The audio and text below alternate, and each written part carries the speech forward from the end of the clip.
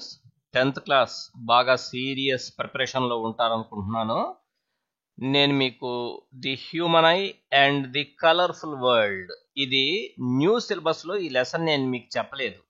మిగతా లెసన్స్ అన్నీ కూడా న్యూ సిలబస్లో కంప్లీట్ చేశాను. ఈ ఒక్క లెసన్ మాత్రం కంప్లీట్ చేయాల. ఎందుకని అంటే ఈ లెసన్ నేను ఓల్డ్ సిలబస్లో ఇంతకుముందు చెప్పింది చాలా డీటెయిల్డ్గా ఉంది, దీనికంటే కూడా ఎలాబొరేటెడ్గా ఉంది. కాబట్టి మీరు అది చూస్తే ఎక్కువ నాలెడ్జ్ గెయిన్ చేయొచ్చు, పెద్ద వేరియేషన్ కూడా లేదు. సో నేను ఏదైతే మారిందో, ఏవైతే కొత్తగా యాడ్ చేశారో ఆ ఒక్క టాపిక్కే చెప్పదలుచుకున్నా.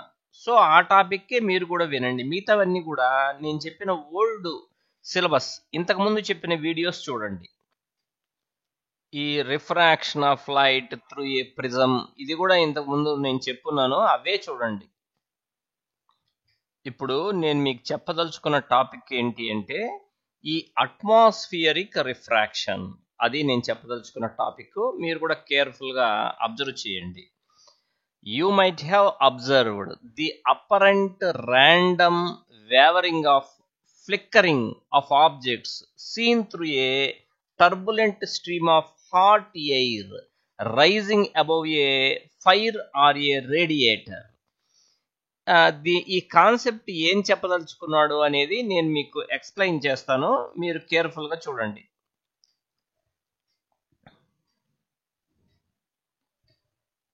ఇప్పుడు ఇక్కడ ఒక ట్రీ ఉంది, ఏదో చెట్టు. మీరేం చేశారంటే ఇక్కడ ఇలా నిల్చోనున్నారు. ఆ ట్రీ మీకు స్టేబుల్గా కనిపిస్తుంది. ట్రీస్ అటు ఇటు కదలవు కదా, అవేమన్నా జంతువులా? కదలవు కదా. ఈ మధ్యలో ఎక్కడో చలికాలంలో ఒక ఫైర్ వేశారు. ఫైర్ వేసినప్పుడు ఇక్కడ మంట మండుతున్నది, నువ్వు మంట మీదుగా అవతల ఉండే ఆబ్జెక్ట్ని చూస్తున్నావు. ఇప్పుడు ఈ ఫైర్ పైన ఉన్న గాలి వేడెక్కుతుందని మీకు తెలుసు. వేడెక్కిన గాలి తేలికవుతుంది. అప్పుడు ఆ తేలికైన గాలి రేరర్ మీడియంగా పనిచేస్తుంది, అంటే తేలికైన మీడియం. ఈ వైపు ఉన్న ఎయిరు, ఈ వైపు ఉన్న ఎయిరు అంతేం వేడెక్కదు, అది చల్లగానే ఉంటుంది. సో ఇవి డెన్సర్ మీడియం. అంటే ఆబ్జెక్ట్ నుంచి మీకు వస్తున్నటువంటి లైట్ రే ఒకే మీడియంలో కనుక వచ్చినట్టయితే ఆ ట్రీ మీకు స్టేబుల్గా ఉన్నట్టు కనిపించేది. ఫ్లిక్కరింగ్ ఏముండదు. ఫ్లిక్కరింగ్ అంటే అటు ఇటు కదిలినట్టు అనిపించటం. కానీ ఇక్కడ ఏమైంది, ఫైర్ వేశారు కదా. మరి ఇప్పుడు ఇక్కడ ఏమైందంటే ఇదేమో డెన్సర్ మీడియం, చల్లటి గాలి కదా. ఇదేమో రేరర్ మీడియం, వేడి గాలి. ఇది మరలా డెన్సర్ మీడియం. అంటే లైట్ రే అనేది వేరు వేరు మీడియంస్లో నుంచి నీ దగ్గరకు వస్తున్నది. అందువల్ల రిఫ్రాక్షన్కు గురై లైట్ రే బెండ్ అవుతుందన్నమాట. సో ఈ అట్మాస్ఫియరిక్ కండిషన్స్ సరిగా లేకపోవటం వల్ల ఈ చెట్టు అటు ఇటు కదిలినట్టుగా అనిపిస్తుంది. సో ఇలాంటి సిచ్యువేషన్ రాత్రిపూట జరిగితే చలిమంటలు కాచుకునేటప్పుడు కొంతమంది భయపడి పరిగెత్తిన వాళ్ళు కూడా ఉన్నారు. చెట్టు ఏంటబ్బా ముందుకు వెనక్కు వస్తున్నది, చెట్టు కదులుతున్నది ఏంటి అని. యాక్చువల్గా చెట్టు కదలదు, నీకు అలా అనిపించింది అనమాట. ఎందుకంటే డ్యూ టు అట్మాస్ఫియరిక్ రిఫ్రాక్షన్. అదే ఇక్కడ చెప్తున్నాడు. The air just above the fire becomes hotter. ఈ ఫైర్ కి పైన ఉన్న ఎయిర్ హాట్ అయిపోయింది అనమాట. Then the air farther up, దూరంగా ఉంటే చల్లగానే ఉంటుంది. The hotter air is lighter. నేను మీకు చెప్పాను, వేడెక్కిన గాలి తేలికవుతుంది, అది మీకు రేరర్ మీడియంగా పనిచేస్తుంది. దాని రిఫ్రాక్టివ్ ఇండెక్స్ ఏమవుతుందంటే తగ్గుతుంది అనమాట. సో ఓవరాల్గా ఏమైంది అంటే ఈ ఆబ్జెక్ట్ అనేది ఫ్లిక్కర్ అవుతుంది. ఫ్లిక్కర్ అవటం అంటే అటు ఇటు కదిలినట్టుగా కనిపిస్తుంది. అలా జరగటాన్ని అట్మాస్ఫియరిక్ రిఫ్రాక్షన్, వాతావరణంలో జరిగేటువంటి వక్రీభవనము అంటారు.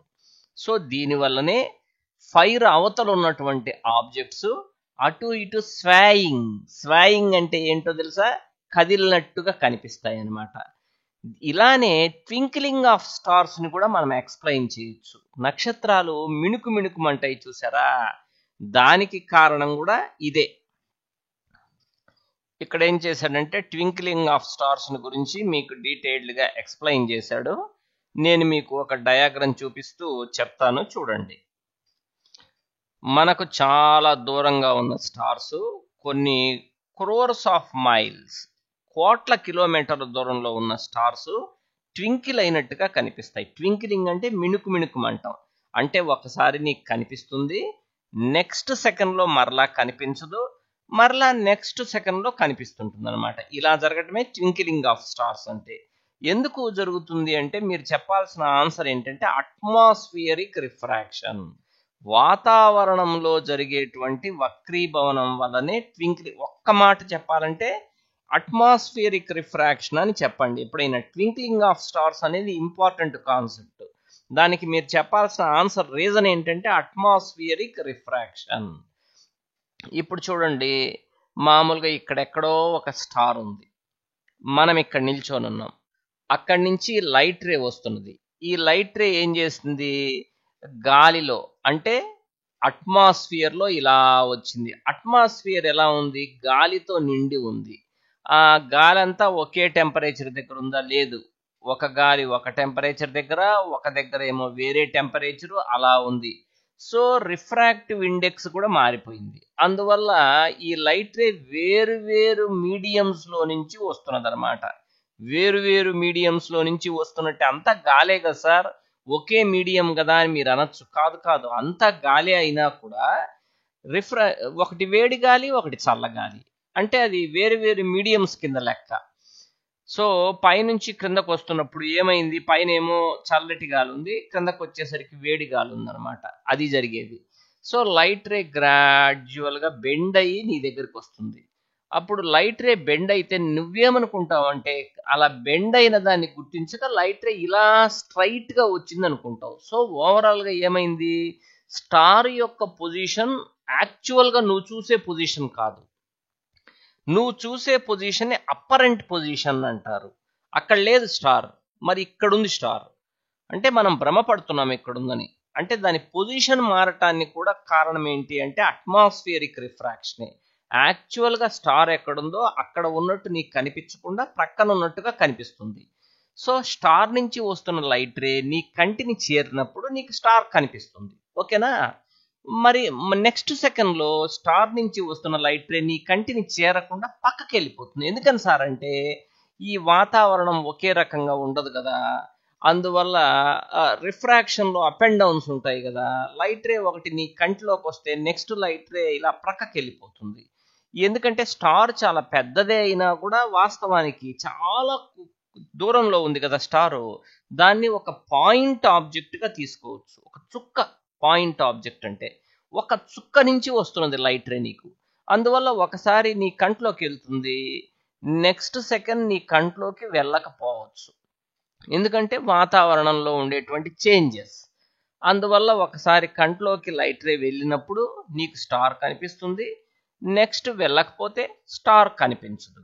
అంటే ఒకసారి కనిపిస్తున్నది, ఒకసారి కనిపించట్లేదు. అలా జరగటమే ట్వింక్లింగ్ ఆఫ్ స్టార్స్ అంటారు. సో ఇక్కడ నువ్వు అబ్జర్వ్ చేసింది ఏంటంటే ఇలా ట్వింక్లింగ్ ఆఫ్ స్టార్స్ ఎందుకు జరుగుతాయి అంటే కారణం, మెయిన్ రీజన్ అట్మాస్ఫియరిక్ రిఫ్రాక్షన్.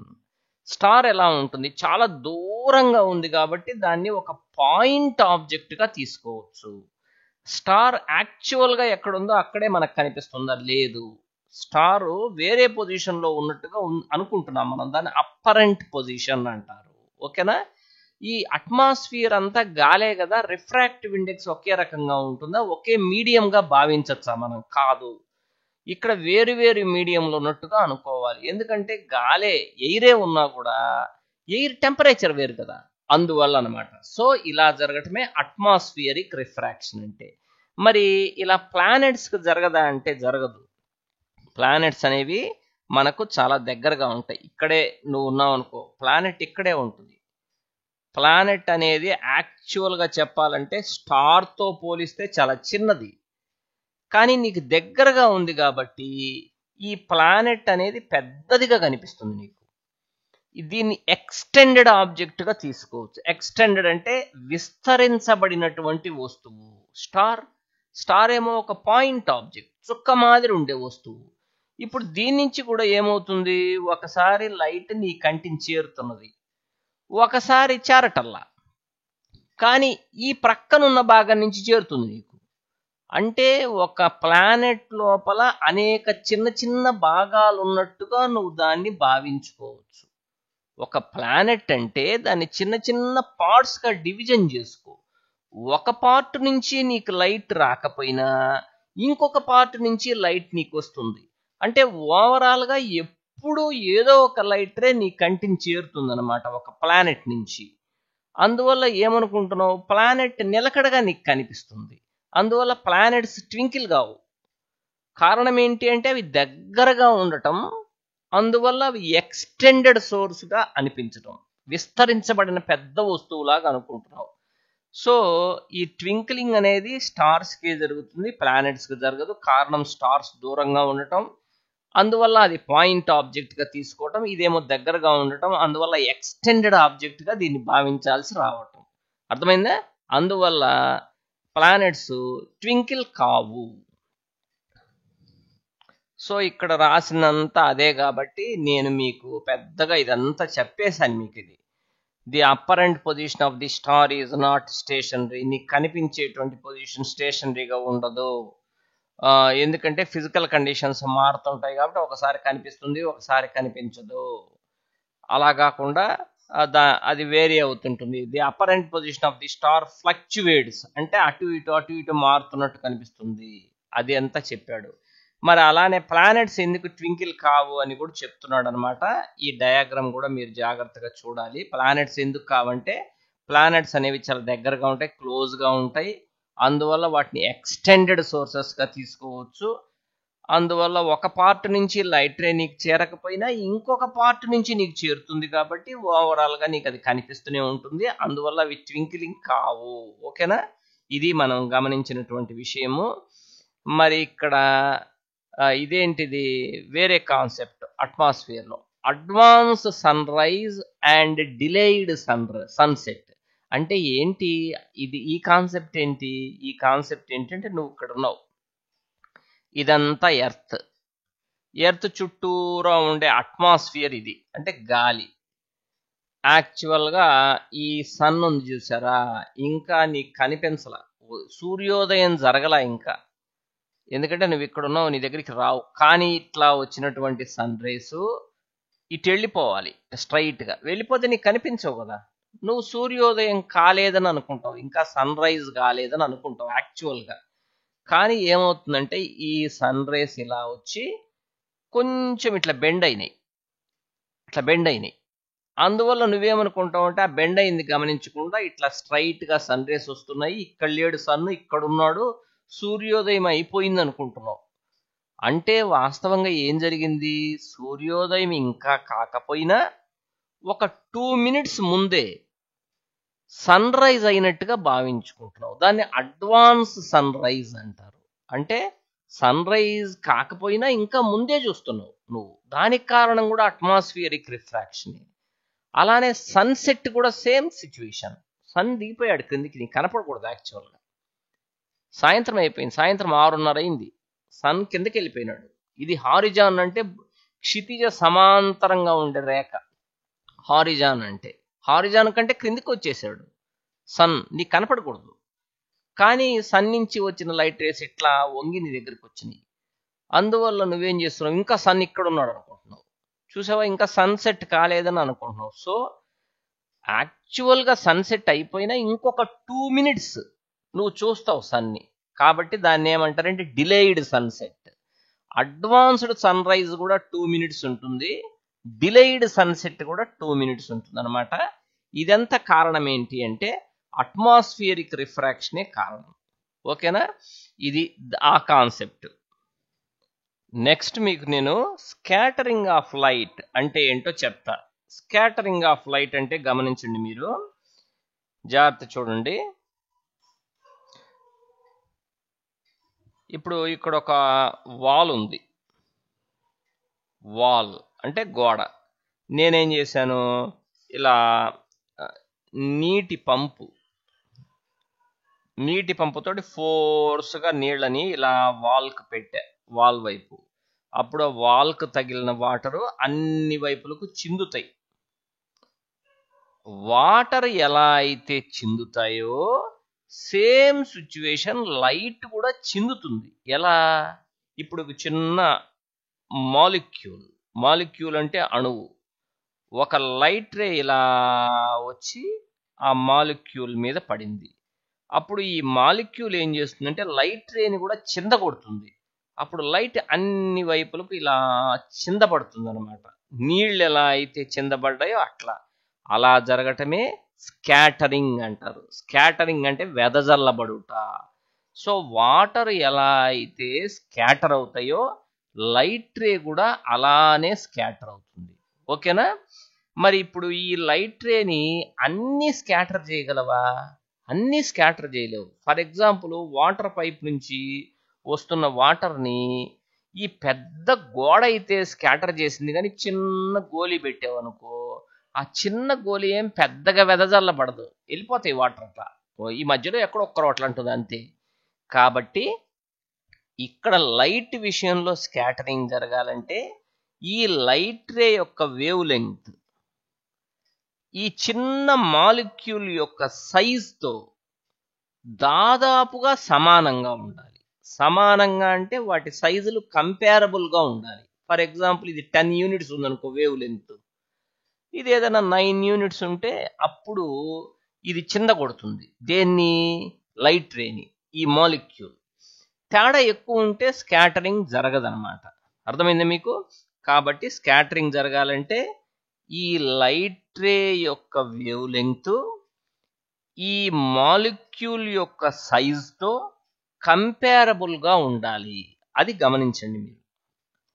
ఈ స్కాటరింగ్ ఆఫ్ లైట్ దీని మీద సివి రామన్ ఎఫెక్ట్ అంటారు కదా, చాలా ఎక్స్పెరిమెంట్స్ చేశాడు అతను, చాలా రీసెర్చ్ చేశాడు దీని మీద. మరి ఇప్పుడు blue colour of the sky, ఆకాశము నీలి రంగులో ఎందుకుంటుంది? Colour of the water in deep sea, సముద్రపు బాగా లోతుగా ఉన్న సముద్రం కూడా నీలి రంగులో ఉంటుంది. ఎందుకని? The reddening of the sun at sunrise and sunset, అంటే సూర్యోదయం జరిగేటప్పుడు సూర్యాస్తమయం అప్పుడు ఆ రెండు సందర్భాల్లో సన్ ఎందుకు రెడ్గా ఉంటాడు? Are some of the wonderful phenomena we are familiar with. ఇవన్నీ మనం చూసాము, ఎందుకో సరిగ్గా తెలియదు మనకి. వీటన్నిటికీ రీజనింగ్ ఒకటే, స్కాటరింగ్ ఆఫ్ లైట్, కాంతి వెదజల్లబడుట. అదే రీజనింగ్. ఆకాశము ఎందుకని బ్లూ కలర్లో ఉంటుంది? That is due to scattering of light. అలానే సీ కూడా డీప్ సీ బ్లూ కలర్లో, అదే కారణం. సన్ రైజ్ సన్సెట్ అప్పుడు సన్ రెడ్గా ఎందుకుంటాడు? ఇదే కారణం. ఏది? Scattering of light. In the previous class, you have learnt about the scattering of light by colloidal particles. The path of a beam of light passing through a true solution is not visible. అంటే కాంతి true solution లో పోతుంటే కనిపించదు. However, its path becomes visible through a colloidal solution where size of the particles is relatively larger. ఓకేనా? ఇది చూద్దాం. ఇట్లా ఒక torch light నుంచి లైట్ రే వస్తున్నది. ఇది ఒక కంటైనరు, దీంట్లో ట్రూ సొల్యూషన్ ఉంది, ఇక్కడ కొలాయిడల్ సొల్యూషన్ ఉంది, ఇక్కడ సస్పెన్షన్ ఉంది. ఏం సార్ దీనికి దీనికి దీనికి తేడా ఏంటంటే ఇక్కడ పార్టికల్స్ అన్ని బాగా కరిగిపోయినాయి. దేంట్లో? సాల్వెంట్ అంటే కరిగించుకుండేది. అంటే నీళ్లలో మనం ఉప్పు కలిపామనుకో వాటర్లో, ఆ వాటర్ అనేదేమో సాల్వెంట్, సాల్ట్ అనేది సొల్యూట్ అనమాట. బాగా కలిసిపోయినాయి. అసలు పార్టికల్స్ కనపట్టల్లా, అసలు పూర్తిగా కలిసిపోయినాయి. అలాంటి సొల్యూషన్ని ట్రూ సొల్యూషన్ అంటారు. అలాంటి ట్రూ సొల్యూషన్లో నుంచి లైట్ వెళ్తుంటే లైట్ పాత్ మనకు కనిపించదు, అసలు వెళ్ళిపోతుంది మామూలుగా. కొలాయిడల్ అంటే ఏంటి? ఇందులో సాల్వెంట్లో పార్టికల్స్ కరిగిపోతాయి, కానీ అయినా కూడా కొంచెం తేలుతుంటాయి. అంటే కారణం ఏంటంటే పార్టికల్ సైజ్ ఎక్కువ. ఇక్కడ పార్టికల్స్ చిన్న చిన్న పార్టికల్స్ చుక్కల మాదిరి ఉన్నాయి, అందువల్ల పూర్తిగా కలిసిపోయినాయి. ఇక్కడ పార్టికల్స్ కొంచెం పెద్దవి, పూర్తిగా కలవల.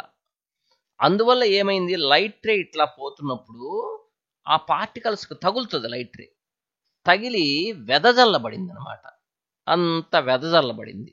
అందువల్లనే నీకు దాంట్లో లైట్ రే పాత్ కనిపించింది.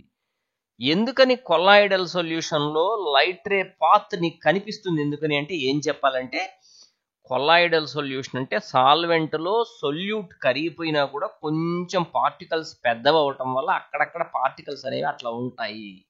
లైట్ రే టచ్ చేసినప్పుడు ఆ పార్టికల్స్ కు తగిలి లైట్ రే వెదజల్లబడుతుంది, స్కాటర్ అవుతుంది. స్కాటర్ అవటం వల్ల లైట్ రే పాత్ కనిపిస్తుంది కొలాయిడల్లో. మరి సస్పెన్షన్ లో ఇంకా పెద్ద పార్టికల్స్ అంటే లైట్ రే తగలంగానే అవి ఇంకా స్కాటర్ అవుతుంది అక్కడ. అందువల్ల సస్పెన్షన్ లో కూడా లైట్ రే పాత్ అనేది నీకు కనిపిస్తుంది. సో ఒక ట్రూ సొల్యూషన్ లో మాత్రం లైట్ రే పాత్ కనిపించదు. కొలాయిడల్ సొల్యూషన్ లో కనిపిస్తుంది, సస్పెన్షన్ లో కూడా కనిపిస్తుంది. ఓకేనా? మరి టిండాల్ ఎఫెక్ట్ అంటే ఏంటి? మీరు 9th క్లాస్లో నేర్చుకున్నారు. ఇది ఒక ఫారెస్ట్ అనమాట. ఈ ఫారెస్ట్ లో బాగా చెట్లన్నీ గుబురుగా పెరిగిపోయినాయి. ఆ చెట్ల కింద మిస్ట్ ఉంది. మిస్ట్ అంటే ఏంటో తెలుసా? నీటి ఆవిరి కణాలన్నీ ఇక్కడ ఉన్నాయి, నీటి ఆవిరి కణాలు. అది ఒక కొలాయిడల్ సొల్యూషన్. అంటే గాలి కదా యాక్చువల్గా, ఇది గాలిలోనే నీటి ఆవిరంతా కలిసి చిన్న చిన్న కణాల రూపంలో నీటి ఆవిరి ఉంది. ఈ సన్లైట్ దీంట్లో నుంచి వెళ్తున్నది కదా, యాక్చువల్గా అయితే సన్లైట్ మనకు అట్లా కనిపించకూడదు. ప్రక్క నుంచి మన కళ్ళ మీద పడితేనే కనిపించాలి. మన కళ్ళ మీద పడటలేదు కదా, మనం ఎక్కడ పక్కన ఉన్నాం.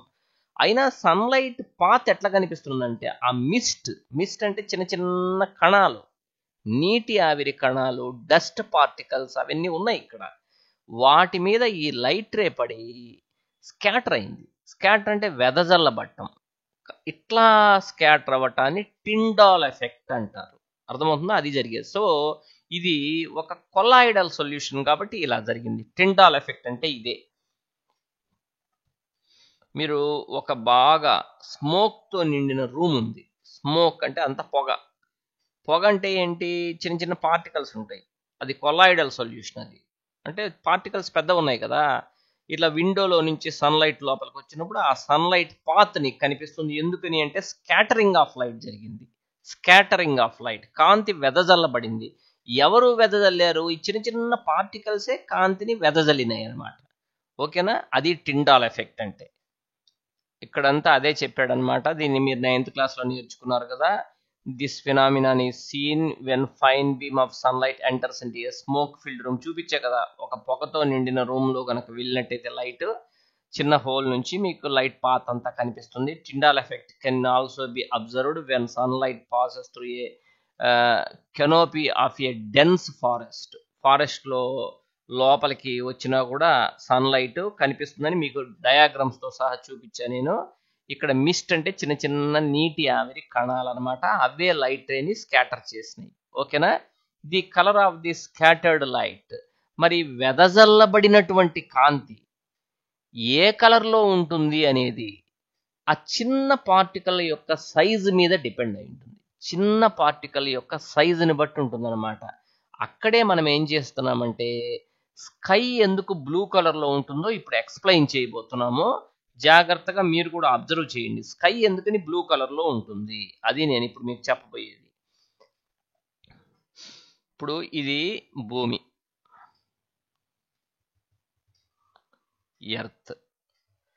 ఎర్త్ చుట్టూరా ఇలా అట్మాస్ఫియర్ ఉంది. అట్మాస్ఫియర్ లో ఏముంటాయి? అన్ని రకాలైనటువంటి గ్యాస్ పార్టికల్స్ ఉంటాయి. చిన్న చిన్న గ్యాస్ పార్టికల్స్, రకరకాల gas particles. Almost gas particles size తక్కువే. నీటి ఆవిరి, వాటర్ వేపర్ ఉంటేనే కొంచెం పెద్ద సైజు, మిగతావన్నీ చిన్న చిన్న సైజు.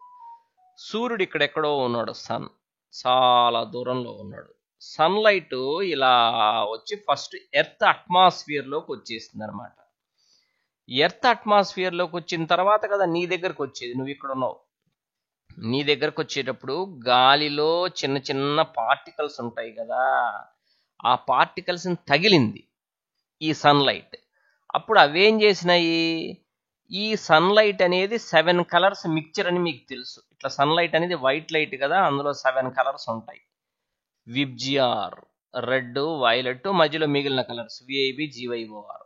ఈ వైలెట్ కలర్ కి వేవ్ లెంగ్త్ తక్కువ, రెడ్ కలర్ కి వేవ్ లెంగ్త్ ఎక్కువ. రెడ్ కలర్ ని స్కాటర్ చేయాలంటే పెద్ద పెద్ద పార్టికల్స్ కావాలి. అంత పెద్ద పెద్ద పార్టికల్స్ ఎర్త్ అట్మాస్ఫియర్ లో లేవు. అందువల్ల రెడ్ అనేది స్కాటర్ కాదు, వెదజల్లబడదు. మరి వైలెట్ అనేది చాలా వేవ్ లెంగ్త్ తక్కువ, దీంతో పోలిస్తే రెడ్తో పోలిస్తే 1.8 టైమ్స్ తక్కువ ఇది. కాబట్టి దీన్ని స్కాటర్ చేయడానికి చిన్న చిన్న పార్టికల్స్ సరిపోతాయి. అందువల్ల సూర్యుడి సన్ నుంచి వచ్చేటువంటి వైట్ లైట్లో 7 కలర్స్ ఉంటాయి.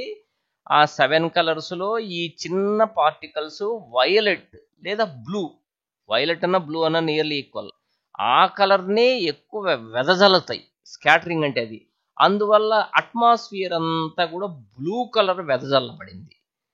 అందువల్లనే మనకి ఏమైంది, ఎర్త్ అట్మాస్ఫియర్ అంతా బ్లూ కలర్లో ఉంటూ స్కై బ్లూగా కనిపిస్తుంది. మరి మనం గనక ఇక్కడ ఉండేవాళ్ళం ఇట్లా పైకి వెళ్తే అక్కడ అట్మాస్ఫియర్ ఉండదు, వెదజల్లటానికి స్కాటర్ చేయటానికి అసలు గాలే ఉండదు అక్కడ. మరి స్కాటరింగ్ జరగదు అక్కడ. అందువల్ల స్కై బ్లాక్గా కనిపిస్తుంది, బ్లాక్ కలర్లో. ఎందుకని పైకి పోతే అంటే అక్కడ స్కాటరింగ్ జరగదు, జరగడానికి అట్మాస్ఫియర్ ఉండాలిగా.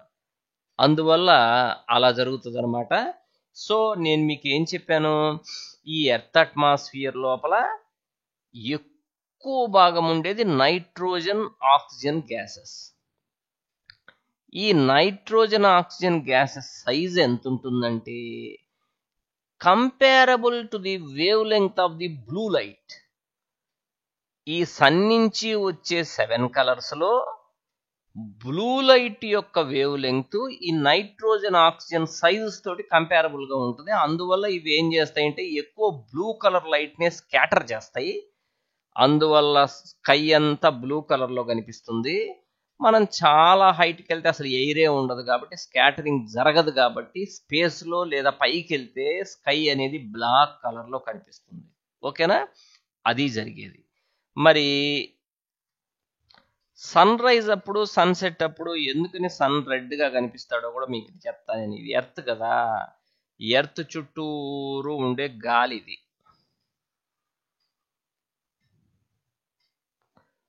సన్ రైజ్ సన్సెట్ జరిగిపోయింది. అప్పుడు నువ్వు ఎక్కడెక్కడో ఉన్నావు, నీ నుంచి ఇట్లా లైట్ వచ్చేసి ఏది ఈ సన్ నుంచి వచ్చిన లైట్ ఇలా వచ్చేసి భూ వాతావరణంలో చాలా దూరం ఇలా క్రాస్గా ప్రయాణం చేసి నీ దగ్గరకు వచ్చింది.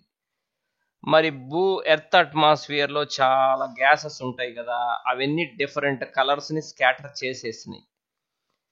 అప్పుడు ఇంకా మిగిలింది ఏంటి, స్కాటర్ కాకుండా ఉండేటువంటి రెడ్ మిగిలింది. దాన్ని స్కాటర్ చేయాలంటే చాలా పెద్ద పార్టికల్ కావాలి, అంత పార్టికల్స్ లేవు ఎర్త్లో.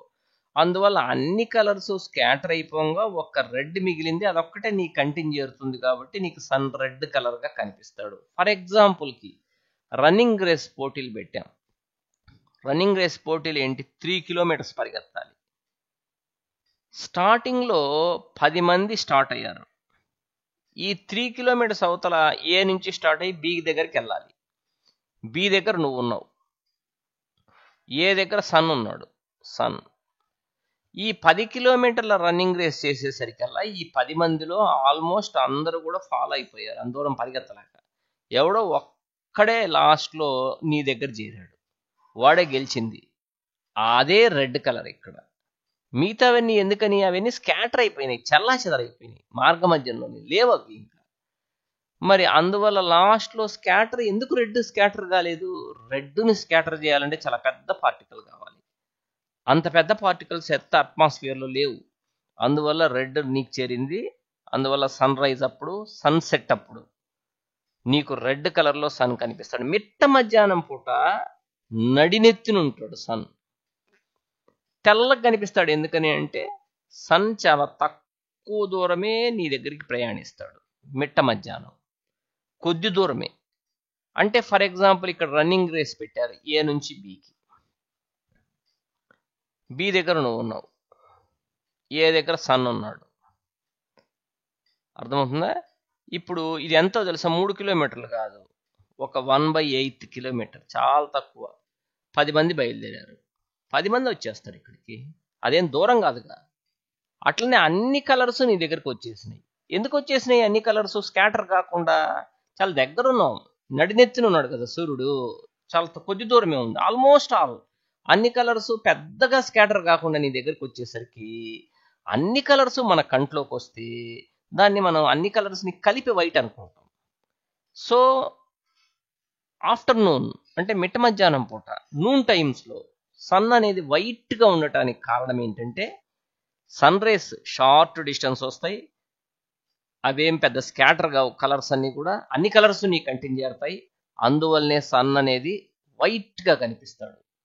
అదే సన్ రైజ్ సన్సెట్ అప్పుడు సన్ రైజ్ చాలా దూరం వస్తాయి కాబట్టి ఆల్మోస్ట్ అన్ని కలర్స్ స్కాటర్ అయిపోతాయి కాబట్టి స్కాటర్ కాకుండా మిగిలేది రెడ్డే కాబట్టి నీకు సన్ అనేది రెడ్ కలర్లో కనిపిస్తున్నాడు అనమాట. అర్థమవుతుందా? ఇది కారణం. ఇక్కడ కూడా అదే, ఒకవేళ గనక ఎర్త్లో అట్మాస్ఫియర్ లేకపోతే ఎలా కనిపిస్తుంది స్కై అంటే డార్క్గా కనిపిస్తుంది, ఎందుకంటే స్కాటరింగ్ చేయడానికి ఏం లేవు. ఎందుకని రెడ్ కలర్ని మనం సిగ్నల్ లైట్లో ఉపయోగిస్తాము అని అడుగుతున్నాడు. ఎందుకని అంటే రెడ్ అనే దానికి హైయెస్ట్ వేవ్ లెంగ్త్ ఉంటుందని చెప్పాను నేను. రెడ్ తొందరగా స్కాటర్ కాదు, వెదజల్లబడదు. అందుకని ఫాగ్లో స్మోక్లో అంటే మంచు ఉన్నా కూడా వచ్చేస్తుంది రెడ్ కలర్. మిగతా కలర్స్ అన్ని స్కాటర్ అయిపోతాయి, రెడ్ మాత్రం స్కాటర్ కాకుండా వస్తుంది. కాబట్టి సిగ్నల్ లైట్గా మనం రెడ్ కలర్ని డేంజర్ సిగ్నల్ లైట్స్లో రెడ్నే యూజ్ చేస్తారు. మీరు ట్రైన్స్లో చూస్తారనమాట, రెడ్ లైట్ చాలా దూరం కనిపిస్తుంది, డ్రైవర్కి ఆపేస్తాడు రైల్ని. ఎంత తెల్లవారుజామున ఎంత మంచు ఉన్నా కూడా ఆ రెడ్ లైట్ అనేది స్కాటర్ కాకుండా డ్రైవర్ కంట్లోకి వస్తుంది. అందువల్ల రెడ్ లైట్ని సిగ్నల్ లైట్గా యూజ్ చేస్తారు. మిమ్మల్ని సింపుల్గా అడిగితే ఏం చెప్పాలంటే రెడ్ కలర్కి వేవ్ లెంగ్త్ మ్యాక్సిమం, అందువల్ల రెడ్ స్కాటర్ కాదు కాబట్టి రెడ్ లైట్ని డేంజర్ సిగ్నల్స్లో యూజ్ చేస్తారు అని చెప్పాలి. స్కై అనేది బ్లూ కలర్లో ఎందుకు ఉంది అంటే అట్మాస్ఫియర్లో ఎక్కువ నైట్రోజన్ ఆక్సిజన్ గ్యాసెస్ ఉన్నాయి, వాటి సైజ్ బ్లూ కలర్తో కంపారబుల్. అందువల్ల బ్లూ కలర్ని ఎక్కువ స్కాటర్ చేస్తాయి కాబట్టి స్కై అనేది బ్లూ కలర్లో ఉంది. సన్ సంగతి నేను మీకు చెప్పేశాను. సో ఇదంతా కూడా స్కాటరింగ్ ఆఫ్ లైట్ అంటే ఇదేను. అంటే వాటర్ ఎలా అయితే గోడను తగిలి వెదజల్లబడతాయో లైట్ రే కూడా అలానే వెదజల్లబడుతుంది ఒక మాలిక్యూల్ని ఆటంను టచ్ చేసినప్పుడు. అలా జరగటమే స్కాటరింగ్ ఆఫ్ లైట్ అంటే. సివి రామన్కి దీంట్లో అవార్డు కూడా వచ్చింది. ఓకేనా? కాబట్టి జాగ్రత్తగా మీరు ఈ స్కాటరింగ్ ఆఫ్ లైట్ని స్టడీ చేయండి. దీంతో ఈ టాపిక్ అయిపోయింది, లెసన్ అయిపోయింది. మీరు జాగ్రత్తగా చూసుకొని ఇది అర్థం చేసుకొని ఎలా ఉంది మీకు అనేది నాకు కంప్లీట్గా మీరు కామెంట్ పెట్టండి. మీకు నెక్స్ట్ ఏం కావాలో కూడా నాకు చెప్తే నేను నెక్స్ట్ లెసన్లో మీకు అది చెప్పేదానికి చూస్తాను. ఓకేనా? రైట్.